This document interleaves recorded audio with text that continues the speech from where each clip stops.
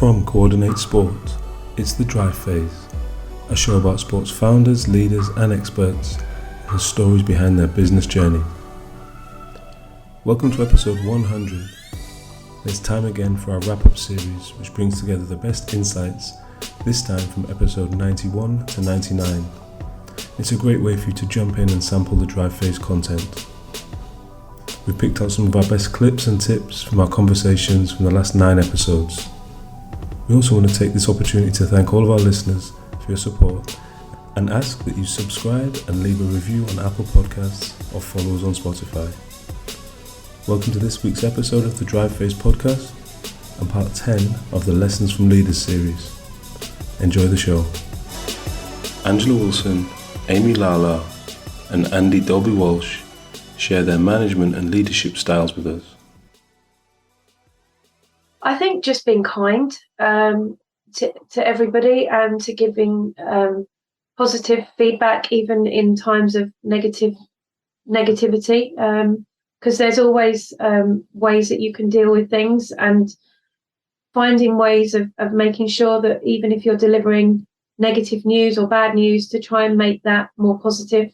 And that's what I've tried to do throughout my journey with my business, and that's what I've tried to do with my own journey through life as well. Negativity is something that you have to try and train your mind not to be consumed by it, and it's very important to try and keep your mind as positive as you can. So keeping physically healthy, mentally healthy, emotionally healthy. I find swimming has been a great source of help for me, so I try to swim at least 3-4 times a week, and I find my own mind and my own health is a lot better when I swim. So it's a tonic I use for my own health as well. And through the business, I try and encourage each of the people that are in the business to do the same thing. And I feel that's been the thing that's helped me the most. Yeah, I'm not sure it's a philosophy, but I can maybe... Not yet. Not yet. Not yet. Maybe James one day. I think that I stay true to my values in terms of, I think compassion is really important. But I think as a leader, you need to be able to make really kind of clear and complex decisions about what's best for the business and the organisation, and articulate and communicate that very clearly. So what's certainly been very important is to be able to be as transparent as possible with staff about where we are on our journey, what we need to achieve, what we'd like to achieve, so that everyone can understand kind of the stage that we're at. That's not that everyone has to share every burden decision that's going on, but I think communication is really, really clear. I think that we lay out a plan in terms of making sure that we do get the whole staff together 3 times a year, and we do tell them what's gone well, what could have gone better, but what the plan is for the future and what role they're going to play within that as well. And I think I like to think that I'm a good listener in terms of listening to the conversations, listening to what people are saying and also what they're not saying. I believe that we have some incredible talent within the organisation, and that's young talent, older talent. People have been with us for a month versus absolutely years. And I really want to hear their ideas, and I want to hear what they think works and what we could do better. And I'm always like, listen, if we could do it quicker, if we could have a more efficient way to do this, you need to tell me, because I think that it is making sure that everyone feels like they can have input. Yeah, no, amazing. I think, everyone's got that value, haven't they? Value to add or different perspectives. Absolutely. And I think if you forget that, you're forgetting why you brought them onto the organisation, because they need to bring that talent and tell us the ways that they think that we could do it. I'd say resilience is one of those things, and an openness to learn, which is 2. And I know you asked for 1. I think resilience for my own sort of personal life experience at first, and then being able to remain positive, for which I'm grateful for. I think I was fortunate to be given that positivity. And I think in a sense that's enabled me to keep moving forward. And as the challenges have come, and, COVID was one of those, as it was for many, but an organisation that's absolutely about getting large numbers of young people together to have a brilliant time, normally in quite a small space. that was super challenging. That is what we were about. And so we had to really fight to remain relevant and be innovative to remain relevant through that time, because we didn't know how long that all was going to last for. So that resilience, I think, is key in a leadership position. And then the one about being sort of open to learn. I've been very fortunate. I had a guy giving me coaching, leadership coaching through this sort of journey. And he encouraged me to do a leadership study when I didn't want to do more academic sort of studies. And I went and interviewed a whole range of leaders in a whole range of different fields to learn what the question you asked me, really, what they draw upon and what's made them sort of, great leaders. And I'm always keen to learn from others and how they got there and what makes them successful, and sort of a bit of learning and asking for help and not being afraid to do so, I think is also hugely helpful to achieve. Natalie Justice Dern shares her childhood experience of girls' football. It was in some ways. So I discovered probably at the age of about 8 or 9 that I loved playing football. And as a girl growing up in the 80s, football wasn't a thing that we were kind of really meant to be doing. And so I played sport at school. Our school was a lot of outdoors, you know what I mean? Good, all right size sports hall. But like any other kind of primary school at that time, you had segregated girls' games and boys' games. So we had two playgrounds next to each other. And so when it came to PE, the girls would go and play a game called skittleball, which is a bit like netball, and the boys would play football. And it was in the two playgrounds next to each other. And because I played football, my parents, I must have been about 10, my parents wrote into school and said, instead of skittleball in PE, can Natalie please play football, because she loves football. And I think 24 hours later, my parents were summoned in front of the head teacher, and I was in the back of his office while my parents got a roasting for encouraging their daughter to play a boys' sport. And so I wasn't allowed. So I used to kind of watch while I was playing this random game of skittleball, looking over at the boys who I would play football with in break times and what have you, and not play. So I think it kind of instilled in me an early sense of that's not right. Andrew Hicks and I shared a conversation around emerging markets for children's activity companies and chat about the recent investment into the British Basketball League. I think certainly from a UK and Europe perspective, we always look at China, which from a technology point of view has, there's lots of barriers there. But then we always look at the US. You know what? There's plenty of other markets. I've done work in India, and that's a fascinating market for me. I think South America, another fascinating market. So yeah, I think not always looking at the most obvious points of expansion is interesting. But I think that's a great opportunity. I mean, my point, and again, basketball is but my second sport love, if you like. And for me, basketball, I always look at UK basketball with a huge amount of frustration. That's like Sleeping Giant type thing. Oh, mate, there is just so many. It's cool. Right. I shouldn't be the one advocating on what is cool or not, but basketball is cool. Participation levels, maybe not a national governing body standard, but grassroots participation has always been up there. You always see all these different figures about how it's one of the most participated sports. Incredibly underfunded. 777 Partners, which is I think it's an American PE company. I'm sure they've bought minority stakes in a number of different sports property. I think they've paid £7 million for 45% of the British Basketball League. Now, it just seems like an absolute bargain. Yeah, someone's had their pocket picked a little bit. And again, maybe not. Again, it's a bargain based on what it could be. So maybe at this moment in time, it's not a bargain. Maybe that is the true valuation of it. But I just think, it's cool, the correlations between basketball and music. And, if you look at the next generation, those demographics, it's, the 3-on-3 stuff. I don't know. It's the production as well, isn't it? I think. Because we're going to talk about recommendations, like media recommendation stuff. I had down the documentary, like Netflix documentary, the And One. I don't know if you've seen that And One documentary. No, I haven't. That is pure. That was all bootstrap, but it's purely what you're saying. It's like where culture, music, sport all meets together, and they did it all off the back before the internet was there, and that was huge and just like flamed out. But I think, yeah, you're right. I think in terms of when you look at all the leagues now, and obviously the value of them, if you could have got in on any league early, obviously football difficult. Anything else, if you can get in early and be in franchise. And I think they've just appointed a new CEO and an American guy. I think there was some.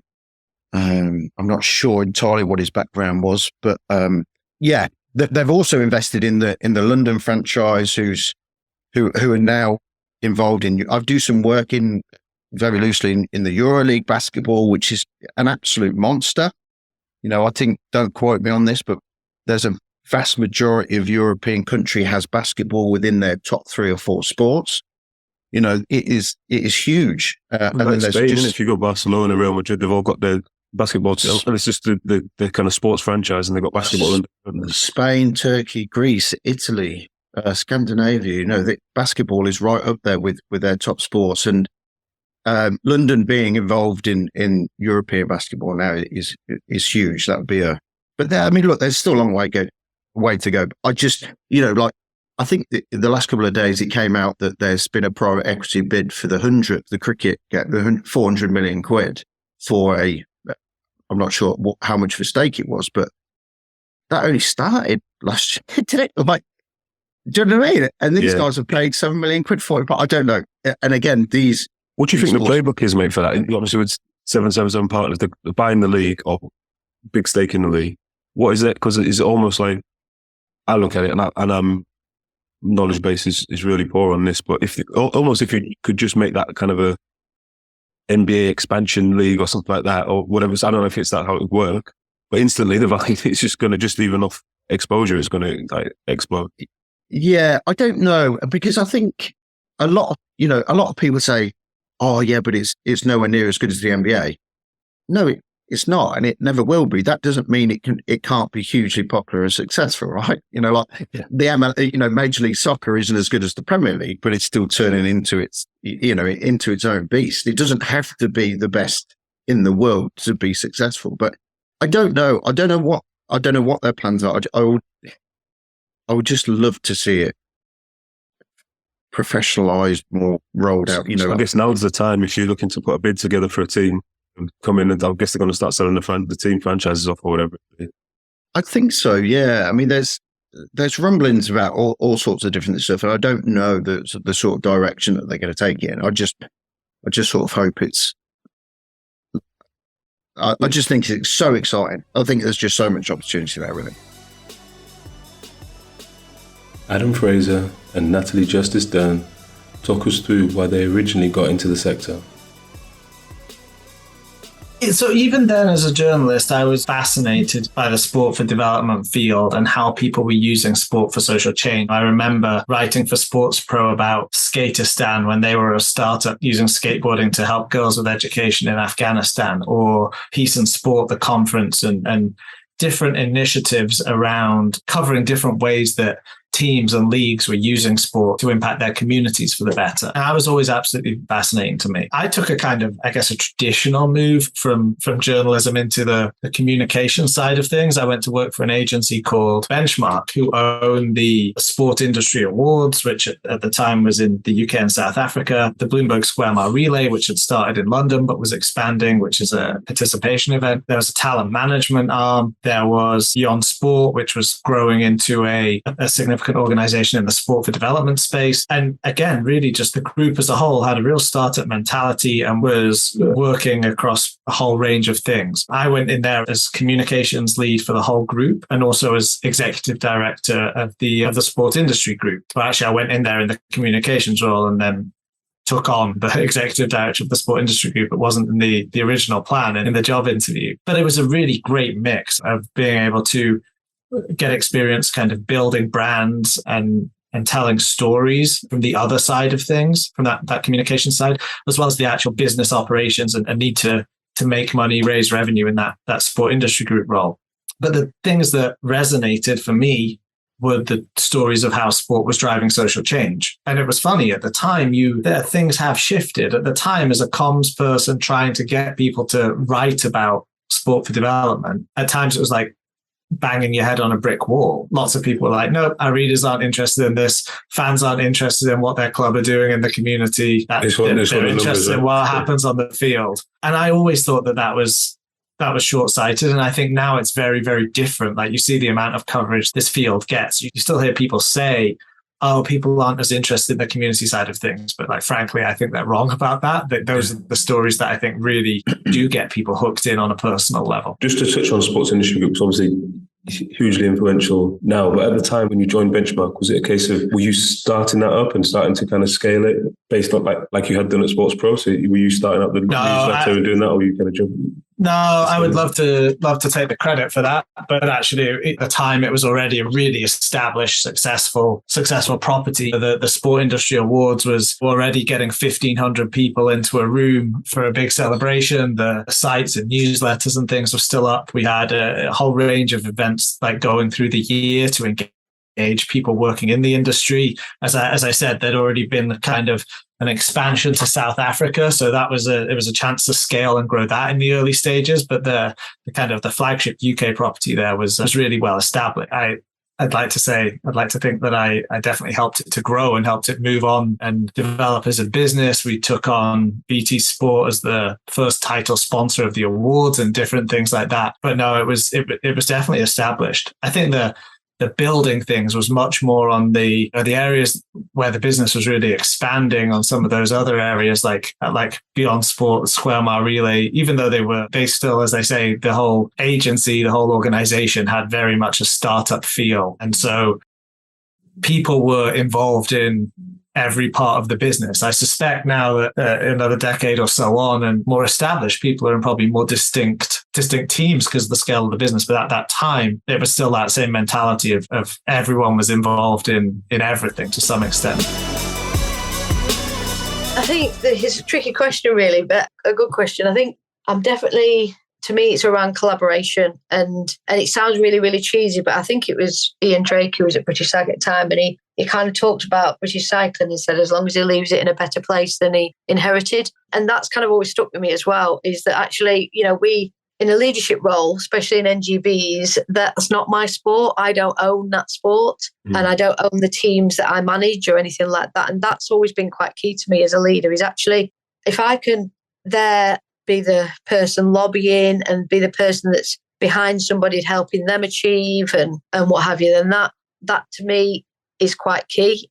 And how, we support other people to do that, specifically as a leader, but also around, let's say, collaboration, but influencing and recognizing that I'm always a person that would rather influence and take people with me, and do that obviously with the right approach, and recognize that everybody's got a value. If you've got volunteers in a sport, or if you've got people that you think, oh, blimey, they're a bit, they're stuck in the ways, or they're standing in the way of change and development or whatever, then there's a reason they've probably got some great experience, some value to bring it. So if you can take them with you rather than them go against you, then that's obviously the right approach. And I think the thing that's kind of always stayed with me is, even through, it's not all been plain sailing. There's been lots of battles, and there will continue to be lots of battles in whatever role I do. But if my moral compass feels about right, then we'll keep going. If we feel like we're doing the right thing for the people involved, then that's what guides me through maybe a tricky conversation or a tricky decision or what have you. Is actually might be tricky, but it feels like it's the right thing to do and for everyone involved. Then that's kind of what guides me, not necessarily what I think is right for me. It's about kind of, like I say, sometimes I'll be like, blimey, what am I doing? I'm taking a risk, I'm doing whatever. But if it feels like it's right, then hopefully it is. Yeah, you've got the best interest at heart for the sport, then you can't go far wrong. I mean, you mentioned, and I know you kind of mentioned COVID and how you managed to maybe get through more communication with the network than you normally would outside of that. And you talked before about working remotely. So how has that been for you in terms of leading the organisation remotely? And do you feel like you're getting more engagement with the network being remote, because it's taking that barrier down in terms of travel and getting everyone together and all that type of stuff? Largely, yes. I think it was one of those where it was a decision made for us at that time. And then we chose a year later in 2021 to close our offices. It just didn't feel right to be continuing spending public money, a building that probably people aren't going to use as much as they did. That's why we took that decision. And we're still learning as a team and as what the culture is in terms of what that means and how we operate best being just a remote team. There is nothing that you can do that can recreate that office banter or office bouncing, sounding boards that you have when you're sat in an office with people. But there are other things that you can do that might bring about similar success. If you communicate effectively, everybody kind of is on the same, you're a team that everybody has the same kind of different responsibilities, but the same understanding of the journey that you're on. And that, whether you're remote or in the office, that's absolutely key, probably even more so when you're remote. And really for us, it's helped in terms of that, probably being able to do more. One, because we're not bound down by rent and all that, but then also because we can open ourselves up to what was seen as a quite northern-centric sport, which played a lot in Yorkshire and the Northwest and what have you. Whereas now we're, collaborating with people up and down the country, and that's just the whole remote thing has made that a whole lot easier because we're not just trying to do everything in Sheffield because it's easy for us. And I think the other thing it has hugely helped with and will continue to hugely help with in terms of a flexible approach is recruitment. Recruiting people that you're not saying you've got to travel to Sheffield every week. And I think that, I don't say we're probably not always, whilst I'm here anyway, we're not always going to be remote. I think we'll do a bit of a hybrid and identify a bit of a home around us in future years once, funding settles down a little bit. But it will always remain, hopefully, that we've learned a lot how being flexible and having that flexible and trusting culture, is a key to actually getting the best out of people. That's, early days, but that's what we're finding. The Holiday Activities and Food Programme is a national success. Greta De Feta and Andrew Forsey joined me on the show to talk about what's next for the programme. Can I come in there? Because I've run every half design sprint, so I'm kind of know what young people in Northumberland versus Birmingham versus Gateshead versus Brent in London looking for. And whilst there are differences, you'd be surprised at the similarities. So maybe the trigger access mechanism is different. But let me give you one example. So transport is a key kind of like barrier, if you like, for young people engaging in Happn. So young people, and I'll talk over Andrew on this one because unfortunately Andrew hasn't managed to attend everyone. So the national sprint will be Andrew's first, but he understands exactly obviously what we're doing because he's been involved in it before. So young people, in terms of transport, the problem of accessing free transport to get to locations is obviously different in London, where you have a very integrated transport system, to rural Northumberland. But the actual overarching theme of free transport is the same. If you look at something like work experience or job placement, it's different in terms of, in rural Northumberland, we have a lot more people that want to go into agriculture and kind of forestry and different skills than perhaps in inner city Birmingham or London. But the overarching theme of work placement is the same.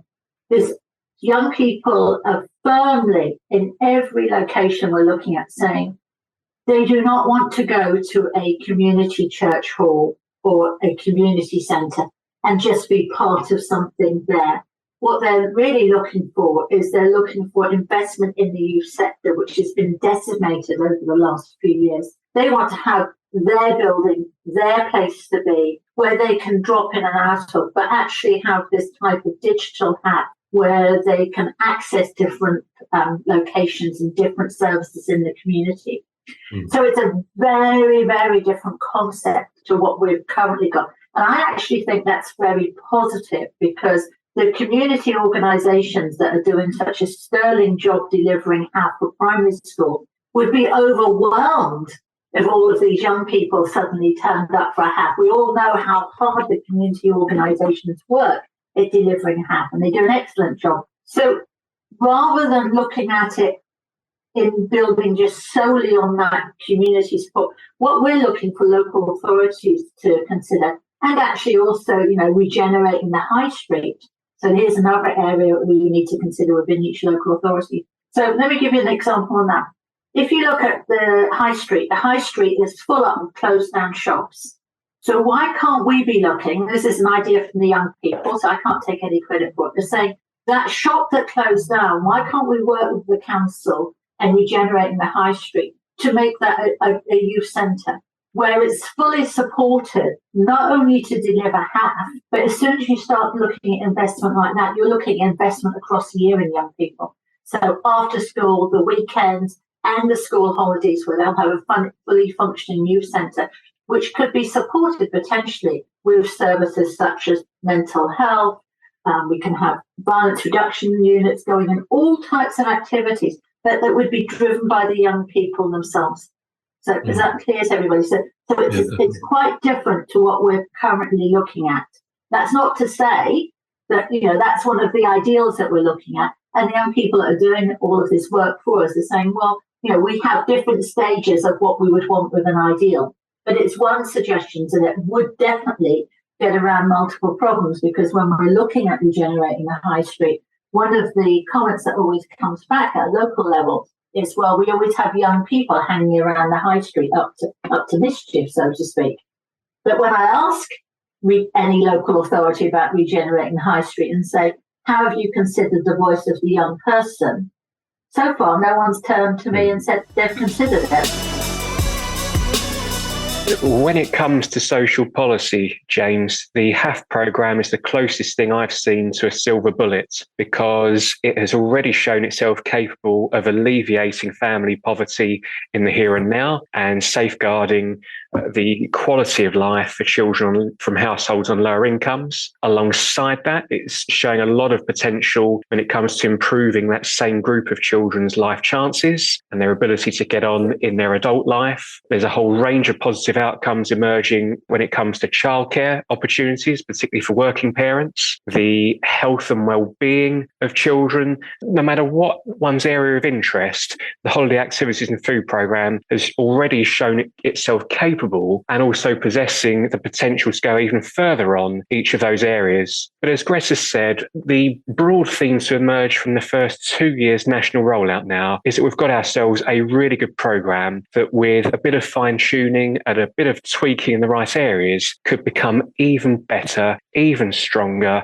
and even more effective for years to come. So it's ensuring that every child and family eligible for the programme is aware of its existence and how they can make the most of it and access it in their area. It's ensuring that it's as easy as possible to access through the booking system. It's ensuring that every setting that's involved in the delivery of the programme is actually able to offer the community what the community needs and wants, and what its circumstances dictate is necessary. So as I say, we've got a very strong foundation here, and thanks to the events that Greta and her team have been leading, I think we've got the tools and the equipment to build on those foundations. Well, if the government was looking for a poster child for levelling up, they wouldn't have to look any further than the HAF programme, for reasons we discussed earlier, with childcare and earnings opportunities, with health and well-being, with equalising opportunities to fun and enriching activities. It is all there within HAF. And it's now 2.5 years, as Greta mentioned, since members of what would become the HAF Alliance convened an event with the Department for Education to build on our knowledge and expertise from those regional pilots and help the Department for Education come up with a delivery framework if we were to scale this up safely and successfully to the whole of England. And that mission has by and large been accomplished over the 2.5 years since then. But as Greta has put much more eloquently than I ever could, we've now reached a stage in the life of HAF where we need the views and the voices and the perspectives of young people to tell us what next for this good programme so we can make it even better. And I think what the Department for Education will be receiving at the end of this series of events is a whole range of ideas for how we could enshrine basic minimum standards across the whole of England, but also demonstrate the art of the possible in how we can make this the best programme for young people that could be achieved. As Greta mentioned, the word Well, the theme that could run through all of these ideas is flexibility. So could we look at greater flexibility over the opening hours of HAF over 11s? Could we look at late afternoon or early evening services with dinner rather than early mornings with breakfasts? Can we look at having more mentoring or leadership or roles that come with responsibility within the HAF offer for over 11s? Could we actually lay on activities that the young people want to access and take part in? Can we look again at how the HAF programme is branded for over 11s? Can we look at potentially drop-in like services rather than strict criteria around booking systems? And can we also have a bit more flexibility and common sense if a young person who qualifies for free school meals wants to bring 2 or 3 of their mates who don't qualify? Well, if we turn away the other 2 or 3, that might inadvertently exclude our young person who does qualify. So I think there's room for creativity and flexibility and what I would call common sense here in making this good programme work even better for young people over the age of 11. Angela Wilson and Amy Lala share their journeys to their current roles. It's very different now to what it was when I was swimming. When I was training, when I was competing back in the late 70s, early 80s, and even into the 90s, there wasn't a lot of support for swimmers. There wasn't a lot of support for people who wanted to follow that as a career. And now they have a lot more that they bring to the sport. They have camps, they have foundations, they have physios, they have dietitians. They were only starting really to look at doing that, and sports science was something that they were bringing into the sport when I was sort of coming to the end of my swimming career. So it's now a very different sport, and there's a lot more financial input for the sport as well. Some of the top swimmers now get paid to be there and represent the country, whereas I literally funded, and my mum and dad funded my entire swimming journey and swimming career, which is why I went into teaching, and that's what developed me as an instructor, was because I had to find something that I could do that would supplement my income for to fund your training, etc. Fund my swimming, my training, yeah. And so, I guess school-wise, did you stay on at college, and was it a case of I was selected for the Olympic team at 15, and I was swimming times that were quite fast, and I was selected then for the British Olympic squad when I was 15 for Barcelona in 92. So I dropped out of school a little bit and focused purely then on swimming. I never really went back to school. I have GCSEs, but I never did A-levels or college. So after I left school, literally, I just went into teaching and coaching, and then developed my own swim school and business model from that. I would say I was probably academic. I think my household insisted on that. We put education quite high up in terms of really respecting the fact that we have access to it and to do as well as you possibly can do. But then I did have other interests as well. So when I was at school, I liked drama, I liked basketball, and it was really hard for me to try and compromise on anything. So I tried to just do it all of the time. 100% everything, yeah. Yeah, it was no real bother for me because I was really passionate about these things. So if it meant, and I would get up early, go to school, do some practice. There was a teacher that would just join me to do some like shooting practice, get changed, then like do classes and everything else. So I suppose once I really found that love, it was really hard for me to say only going to do academic. I needed to kind of carry on and have outlets as well. Nice. And then so you went on to university from school, etc. Where did you study, and was basketball a big part of that part of your life at university as well? Yeah. It's got a strong network like basketball in the UK university kind of structure from all set up, isn't it? Absolutely. So I went to Swansea University, which was fantastic. Being from London, actually, I remember the journey when you went and visited lots of different universities. And I turned up in Swansea and I was like, there's a beach right outside. like the university. I'm like, this makes perfect sense. Yeah, big check mark.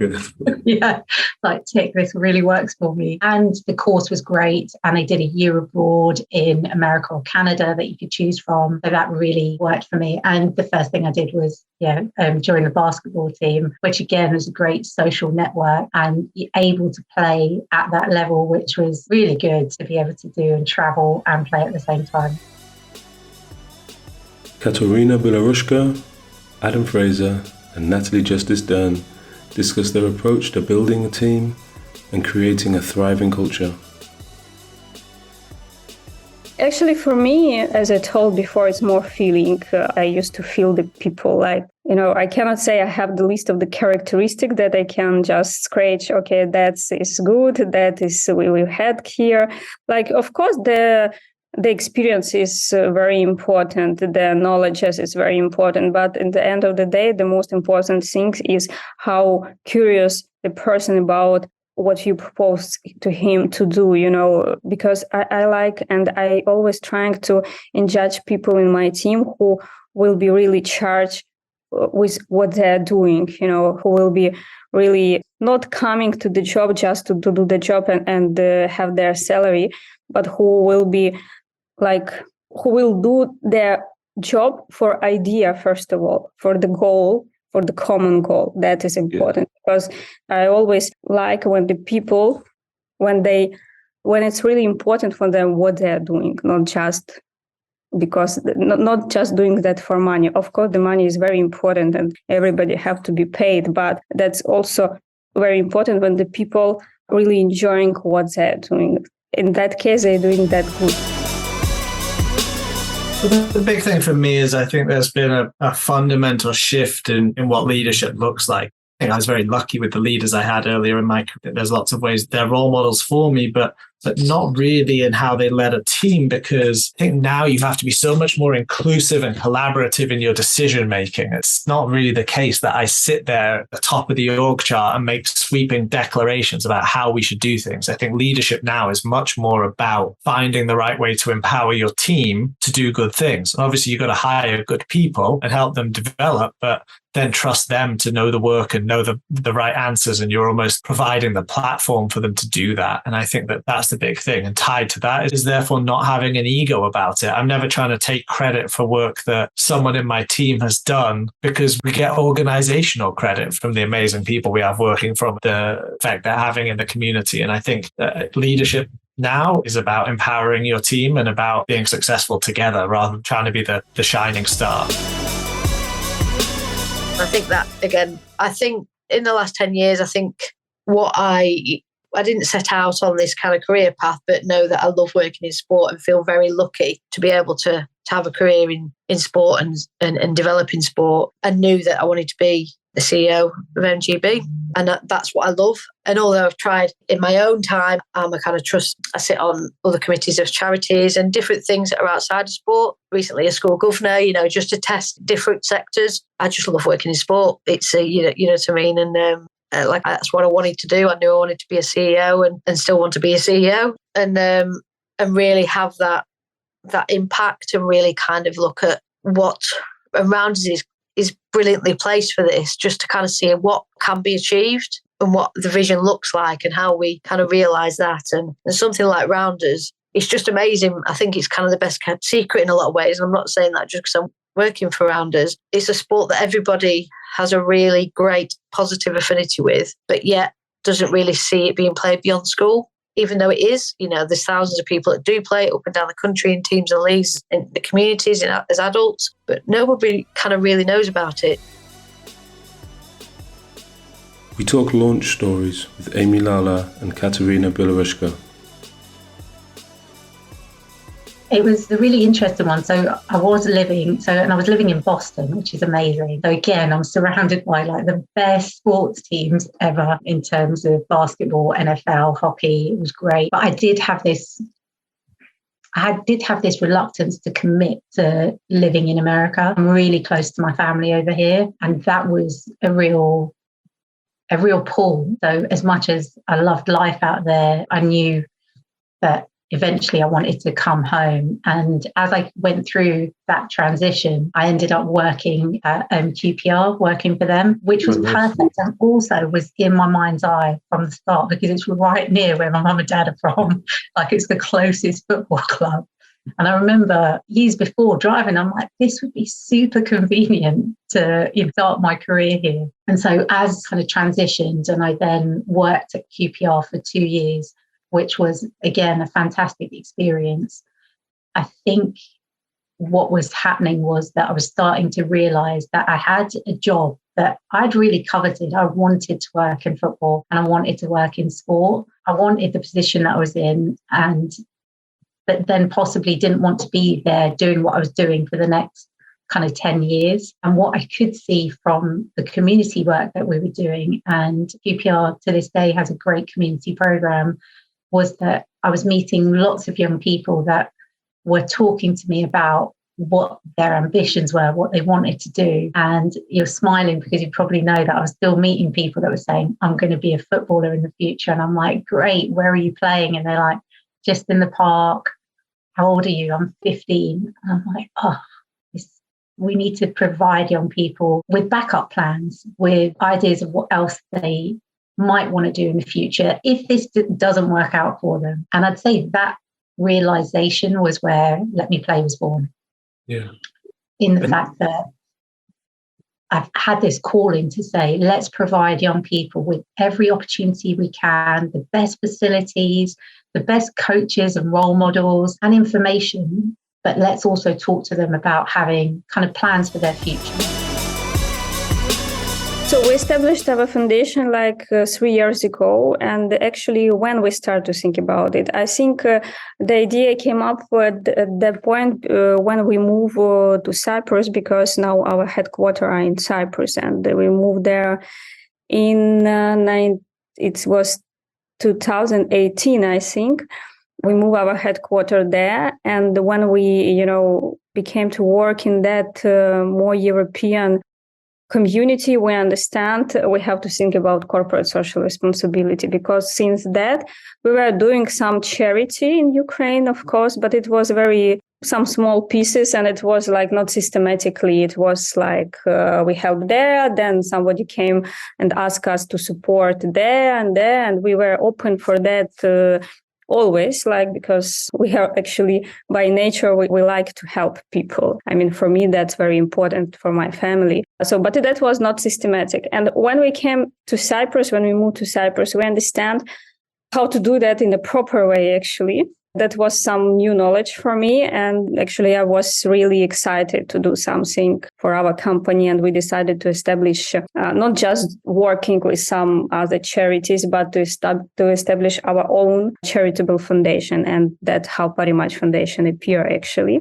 And when I came up with that idea to my partners, and we were discussing the sphere where the foundation can work. Of course, we've got in the focus sport, because we are about sport from the beginning. Yes, we're about the bet on sport. So the sport was always a very important part for us, and we were supporting a lot of some individual sportsmen or teams or the sport federation in Ukraine always. So we were that was from one side, it was a little bit of the marketing, and from another side, it was a little bit of the charity, because we were helping them to survive as well. And we decided that the sport have to be our focus, but we also want to help children. So that's why we compare all that two components. And then I realized that the sport is a very cool instrument actually to develop the children. So that's why we choose the category of the children from 6 to 16-year-old, which is the school children. So because I believe that in that period of time, when they are in that age, you can really somehow help them and influence them, because that's the period for the development, and you can somehow help them to develop in the right way using the sport and the physical education. Measuring data and metrics is key for all successful organizations. Adam Fraser explains his approach to measuring success and Max Cotton talks about how AI is changing personal training. I think last year, 2021, it was exactly 50 countries and territories. And I'm always very wary of that. Like, I never want to have that as like it was 50 last year. So if it's 51 this year, that means success. Because our KPI and success is not like how many countries can we be in? What are we doing? It's about actual tangible impact in young people's lives. But you're right. Over 22 years, Laureus has impacted the lives of more than 6.5 million young people, as you say, in 50 countries and territories, supporting hundreds and hundreds of programs around the world, which range from boxing to get kids out of gangs in Rio de Janeiro, to surfing to work with young people's mental health in Cape Town, to basketball in Brooklyn to get kids into college. It's a huge range of programs doing amazing work. And the model is we exist as an intermediary funder, a grant maker. We go and raise money so that we can support those community programs in doing their work, connect them to funding they wouldn't otherwise be able to access, tell their story to raise the profile of this sector, and to really be its champions and be the people who can unlock funding that helps organizations move from A to B and from B to C, whether that's that they're scaling and reaching more young people, or they're doing things in more locations, or they're just able to develop and become more sustainable as organizations. We are at the moment, so I think first and foremost, for me, it's a technology mission. So how can we be the absolute best at building the technology in our quite niche area of online coaching? How can we, online coaching, online PT, how can we make sure that Another Round is just the leader in that, and product, actually, let's say product rather than tech, because it's those things I said, like education as well. Mm-hmm. So how can we make sure that using the lessons we learned over the last 4 to 5 years and the impact of the team as well. So for example, I brought in a coach, Sam, realized that a lot of his programming is better than mine. So he now has more input on a lot of the coaching, right? Yeah. And how we train that AI. I do some things better than me. He does a lot of things better than him. I do some things better than him. He does a lot of things better than me. How can we start? And then also we start to look at who else are we going to need next year to make the product better. So product first is what I'd say is like, we want to be right now. We're at a point where we are human and tech. And I think we're going to move to a point where we're still keeping humans in the loop, but we have created a really, really, really smart AI model that can start to interpret feedback from what's called natural language processing, whereby people can write in, I didn't like that exercise or whatever, type it on their phone because it hurt my Achilles or whatever. And then that can be turned into, that can be basically turned, used as an input to tell the model to either not give that exercise next time or a variation of that. And also we can start to aggregate that data as well. So we're a little while off this yet, but we can basically say, this person with these goals, age, weight, height, gender, these sorts of people who put these answers to their questionnaire did well with these types of programs in their first program. We need a lot of data to get that right. So Katerina Belorushka talks about the impact her foundation's Sport for Good projects have had in the Ukraine. When the war started in February, we of course understand that the sport is not the first things the children in Ukraine need for now. That's why actually we put on the hold all our program at that of the first 4 or even 4 months of the war. And we were focusing mostly of helping the families with children. We were helping for the temporary moved families with children who was forced to leave their homes and to move to some other places, which was more safety. And usually that families were living in shelters. And we were working with the shelters in 5 towns on the eastern Ukraine, where we were help them to organize the places for sleep for that children. Also, we were bringing the humanitarian aid for that families. We were help also to evacuate some families from the hot points. So what else? That was the first things we are doing then. In some 4 months, we understand that we have to a little bit return to our sport programs because the war it's a horrible thing, but children still have to develop and they still have to return to their normal life. And we were trying to do that through trying to make some sport trainings in the shelters for children, just to, to do something else except sitting and waiting for something change.